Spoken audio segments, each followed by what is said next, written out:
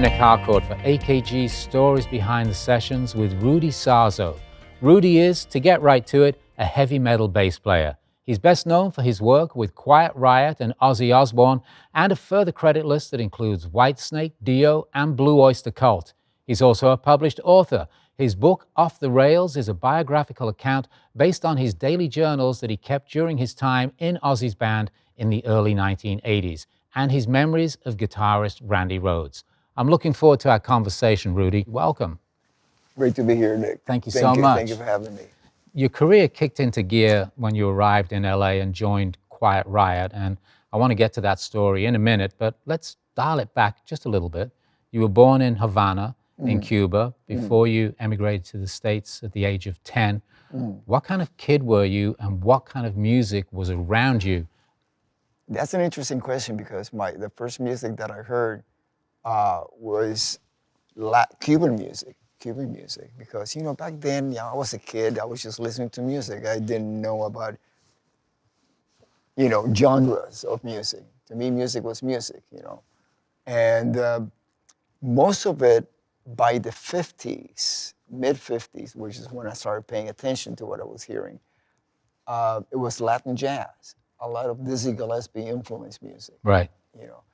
Or Duke Ellington, And so that's what I grew up with when I came to the United States. But always that music was just associated with dancing, not concert, not feature artists. Even if you were like a great jazz musician, there were going to be people dancing to your music, which is basically, that's why you got the gig, because you're making the customers dance, and they dance and they drink, Cuba Libres. I know you started recording some of the Mental Health album, at least the early sessions, while you were still working with Ozzy. How did that album come together? Where was it recorded? Was it sort of piecemeal together in different studios? Yeah. Well, it was actually done in one studio, Pasha Studios on Melrose and right near Paramount Studios. And it was a jingle studio. It was not a massive, big studio. So this is what happened. I was getting ready to do Speak of the Devil with Ozzy, is the re-recordings of the Black Sabbath songs with Tommy Aldridge, Brett Gillis, and Ozzy and me.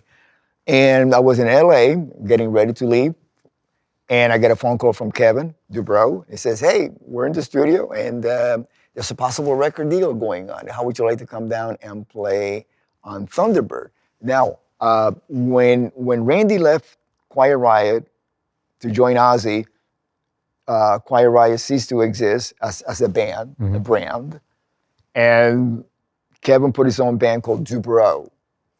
And I played in Dubrow up until, let's say for about 8 months, up until the time that I joined Ozzy. So Thunderbird was one of the songs that we used to play live. So I knew the song. So I just went in there and we tracked it really quickly. And the producer goes, "Do you remember Slick Black Cadillac?" Which is the only song that made it from the Randy Rhodes era to the Mental Health record. And I said, "Yeah, just give me a couple of passes." Now, remember, I was still a member of Ozzy at the time. I just went in there to do one song. Right. But what the most significant thing that happened was not just the music, it was the fact that, Randy had passed away back in March. This is around September of 1982. And I lost the joy of making music completely. The reason why we kept touring was to keep Ozzy alive. Because we knew that if Ozzy went home, he would drink himself to death or drugs or whatever, So that was our purpose, let's keep him going. But meanwhile, there was a lot of pain associated that we all felt, especially once you go on stage and you're wearing the same clothing and you got the castle behind you, you got the little person running around the stage. And first thing you hear in the intro of our set is Randy playing the beginning of Diary of a Madman, the song. And it was like, whoa, that would put me in a state. To walk out to that every night. And then the music was started, and here I am. Whereas when it's the same tour with Randy, it was joyous, and then now I'm in survival mode. And I've been used to that ever since I was a kid. When we left Cuba, we went in survival mode, and it was just another, experience in survival mode. So you knew how to do it, but It's not a good place to be. right.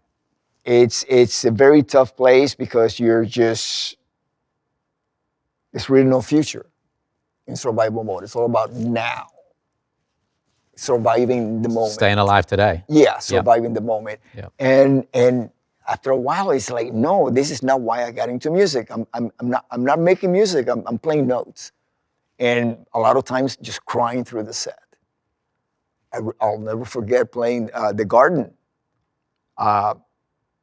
and there were fans it became a wake for Randy, banners and God bless Randy Rhodes and all of that, and it's like I cried through the whole set. So coming back to work with Quiet Riot and on that music, that must have been a breath of fresh air for you. A breath of fresh air because, not only had I played with Kevin before in Dubrow and of course Quiet Riot, I lived with him. He was part of that consciousness that Quiet Riot consciousness. The Mental Health album was massive. I mean, it was the first metal album to top the Billboard Top 200. Well, actually, to define it, it was the first debut by a metal band to top go the to number one. Billboard Top 200. Yeah. Come On Feel the Noise was the song that drove it, which was a cover of a band from my part of the woods, Slade. Of course. From Wolverhampton. We talk about the Midlands. It all comes back to the Midlands as well, all this metal stuff for me. But that was a crazy time. I mean, like, huge band. What was that like? Okay. I was still a member of Ozzy when I went to record just one song, Thunderbird. And then I stayed for basically half of my contribution to the record. There was a bass player that joined Dubrow. His name is Chuck Wright, and he's credited on the back of the record for playing on the tracks Don't Wanna Let You Go and Mental Health. He did that before I came in to do one song as a tribute to Randy. And I stayed for that session, and I did about 4 songs for that session. And then I officially returned to LA after recording Speak of the Devil and left one of the biggest bands in the world and the 2 of the most beautiful, wonderful people I've ever met, Sharon and Ozzy, for the complete unknown, which was Quiet Riot. But I have found the joy of making music again because I was devastated. We all were. We still are. We haven't recovered from Randy's loss, in the plane crash while we were on tour. So for me, it was a fresh start. It was still called Quiet Riot, but really it was completely a fresh start and a return for me to my Quiet Riot consciousness, coming home. Let me back up to buying music. You said there wasn't a lot of money around, so Top 40 was where you heard music and where you learned music. When did you buy a record, and what was your first record? I'll never forget the moment. Money was tight, so I figure, let me buy, for Father's Day, a record that I think my dad would enjoy, and that I definitely will enjoy, which was For Review on the Raiders' Greatest Hits. Wow. Yeah. And did your dad like it? Well, first he looked at the cover, and there's like 5 guys wearing tights. That was it. I come from a Latin Catholic family. I get it. It's like tights. We don't wear tights, unless you're a ballerina. So for me to give him that, he looked at me with total disgust and just gave it back to me. That's the first record I ever bought. Well, did he ever listen to it? No, well, I used to play it. He heard you playing it? When he was at work, right. I would play it. It's a different purpose playing rock and roll today than it was perhaps 30 years ago. Yeah, and I see that in our genre, let's say what they call the 80s bands. We have different reasons why we go out there, each one. and I'm not talking just within the band, but I'm talking about when we do like a 3 or 4 act bill, there's Right. different bands. And each person has a different reason why they carry on. Sometimes you're playing with a band that has all the original members. Nobody has passed away. In our band, historically, we have 3 that have passed away of the founding members of that of either the Randy Rhodes version of the band or the Mental Health version of the band. And it's a whole different picture. Meaning that you can't really go back. You have to look at what you are doing now. Keep and respect what has been done in the past. Respect that. Whether it is the members that you're playing with, all the members that I'm playing with in Quiet Riot right now, they were handpicked by either Kevin DuBrow or Frankie Banali, or both. And I respect that. And they have learned from Frankie and Kevin what it means to be in Quiet Riot. See, with me, my perception of being in Quiet Riot is what I learned from Randy Rhodes. Randy Rhodes was the only musician I've ever played with, and I played with a lot of different great musicians, but he's the one that was born into a musical family. His mother and father, music professors, they built a school called Musonia, which is in North Hollywood. And at a very early age, he was already playing classical, music, reading, harmony, theory. He knew all of that before he joined a rock band. He joined a rock band because he wanted to be with kids his age. Right. Hang out and have fun, play parties and whatever. But even though he did that, deep down inside, his consciousness was about being a musician and having the utmost musical integrity. Right now, he will be sitting here holding a guitar or playing it while he talks. That's my experience about Randy. And then, once he joined Ozzy and got away from the structure that the record industry in LA was putting everybody in, so they could market you easier. Sure.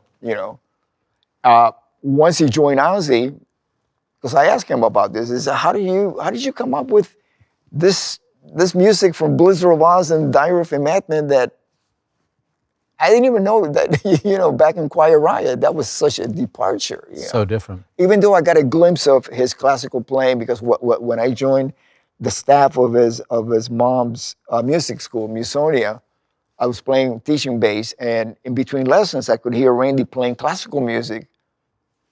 And I go, I didn't know you could play like that. And he says, yeah, we don't do this in Quiet Riot. Right. Okay. But once he joined Ozzy, he asked Ozzy, what do you want me to write? And Ozzy said, just be yourself. And that's when he said, okay, now you get to see what I can really do. Exactly. And that's how you get Blizzard of Oz record and Diary of a Madman. I mean, they're both musical, compositionally leaps and bounds. From Blizzard to Diary, his compositions. And those were recorded within weeks of each other. It's just amazing, So that, to me, when I go on stage, that's my light, the musical integrity that Randy Rhodes showed me. This is what it takes. Randy, he's in the Rock and Roll Hall of Fame by himself, not with a band, but as Randy Rhodes, with 2 records. Such an impact in such a short time. I read a quote from you where you said, I think music is a calling, but it's also a dream, and dreams can be crazy. You've been at this a while. You're still touring. You're playing with Quiet Riot again. How's the dream today? My dream, it's really interesting because, that's a great question. I get up in the morning and I follow the same dream, which is how am I going to get the music that I grew up with, that's in my head, how am I going to get to actually be able to play it? Because it was Latin jazz.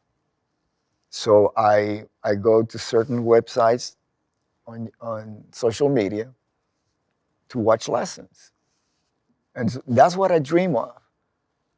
And I'm beginning to surprise myself because I'm beginning to like not only understand it. See, one thing about jazz is it gives you permission to play all the notes, and we only got 12. Sometimes when you play rock, you're very structured. Right. You can't go outside of the chord tone. Sure. But when you play jazz, if it sounds good, you do it. You can use them all. You can use them all. Right. That's what they're there for. So you're still learning.